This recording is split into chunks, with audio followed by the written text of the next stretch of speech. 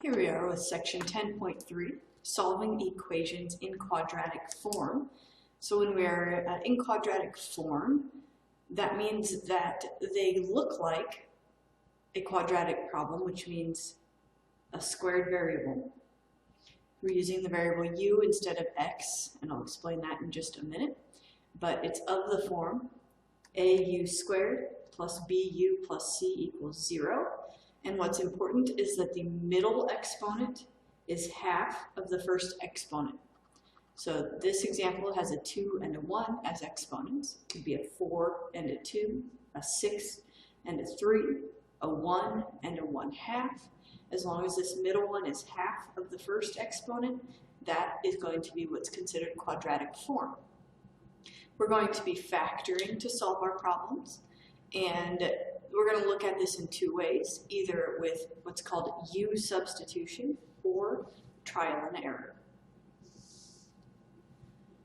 All right, so our first problem has x to the fourth plus x squared minus 2 equals 0. This one is quadratic in form because our first exponent is 4 and our middle exponent is 2. The process of u substitution is as follows. You're going to let u equal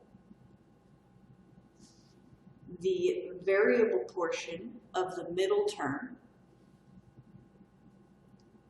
And if that's the case, then u squared is going to equal the first variable. Then, by substitution, this problem becomes u squared plus u minus 2 equals 0. So we are trading out those x's with the bigger exponents for u's with smaller exponents. This is something that we are more accustomed to seeing. So the purpose of u substitution is just to make the problem look more familiar. So then you can factor this. We look for two numbers that multiply to -2 and add to +1, which in this case is +2 and -1.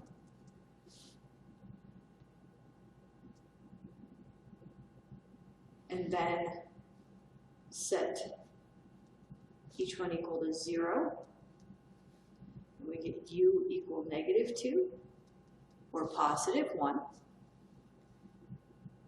At this point, we have to change back into the x's, or whatever the original variable may be.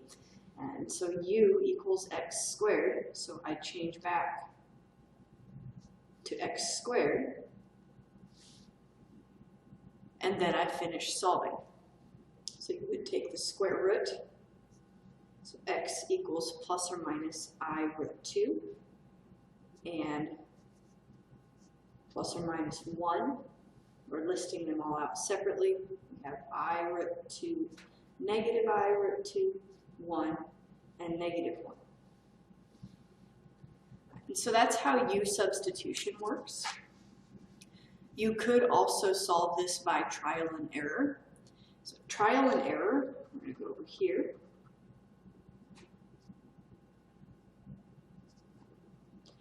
Trial and error is just where you work with the problem that you have and you figure out how it factors. So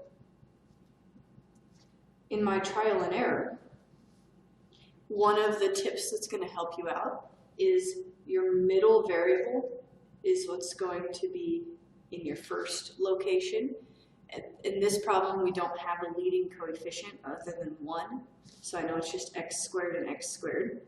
Because if I check by FOIL, which is how you do trial and error, you set up something you think is right, and then you check it by FOIL, you'll get x to the 4th power, which is what we have here. And then I have to think about what multiplies to -2, so that's going to be 1 and 2.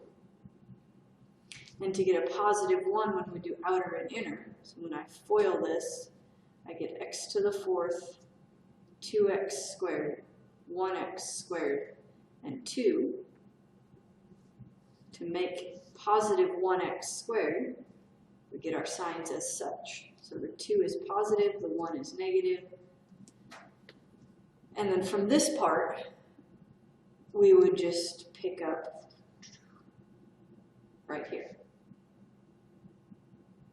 So you have a choice. You can use U substitution or you can do trial and error. Sometimes for somebody it just depends on the problem. You'll find one is easier than the other. All right, part B. This is one where I would probably look more at U substitution. You definitely do not want to like distribute and FOIL or things like that. If I let U equal x minus 3, which is the variable portion of the middle term, then U squared is going to equal x minus 3 squared, which is the variable part of the first. And so our problem is U squared plus 3U plus 2 is equal to 0, which factors into U plus 2 times U plus 1, because those are the numbers that multiply to 2 and add to 3. And then we solve, and we get negative 2 and negative 1. Then I have to go back and change my u's into the x's. We have x minus 3 equals negative 2, x minus 3 equals negative 1, and then I have one more step of solving. So we get x equals 1, and x equals positive 2.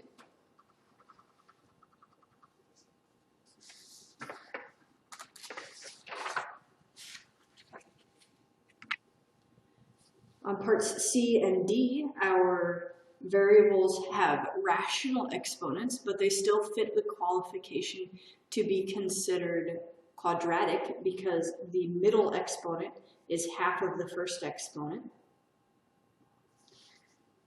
By U substitution, U is going to be x to the 1/3, and then U squared is going to be x to the 2/3. So we're going to have U, and I need to figure out what multiplies to negative 2 and adds to negative 1. We've actually done that already today. Whenever you want, you can substitute back into the x's. So on the last two problems, I waited until after I solved. However, you can substitute back to the x's at this point as well. It's kind of up to you, and it also depends on what the problem is asking you to do. We have to solve, so it doesn't really matter. But if all you had to do was factor, then you would actually stop here. But I'm solving, so I have more to do.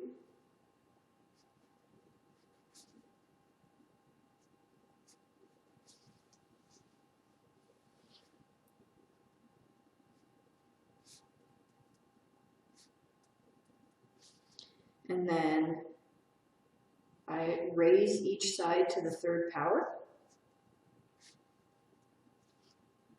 So then I get x equals 8 and negative 1.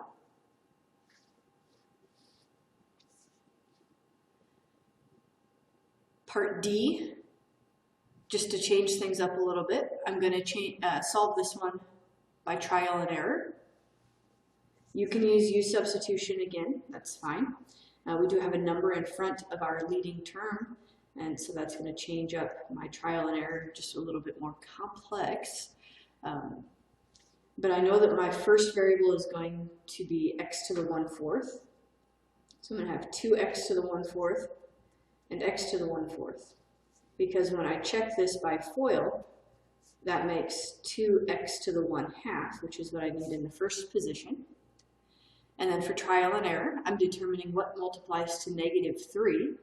Not a lot of choices there, it's just 1 and 3.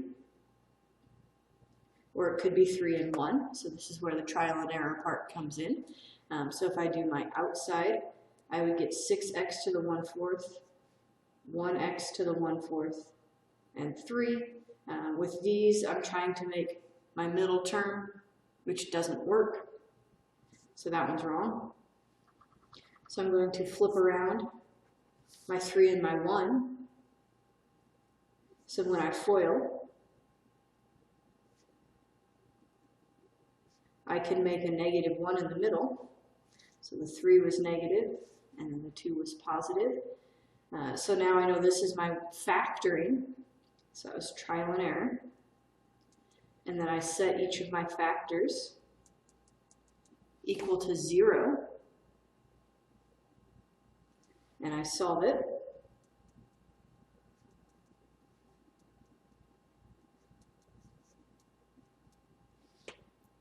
And I'm going to raise each side to the 4th power. 3 to the 4th is 81. 2 to the 4th is 16. And then x to the 1/4 equals -1. Raise each side to the 4th power. And I get +1. However, this one's going to be an extraneous solution. And I think it said so in our directions to check. Yes, in our directions it said identify any extraneous solutions. So you really need to watch for extraneous solutions when you have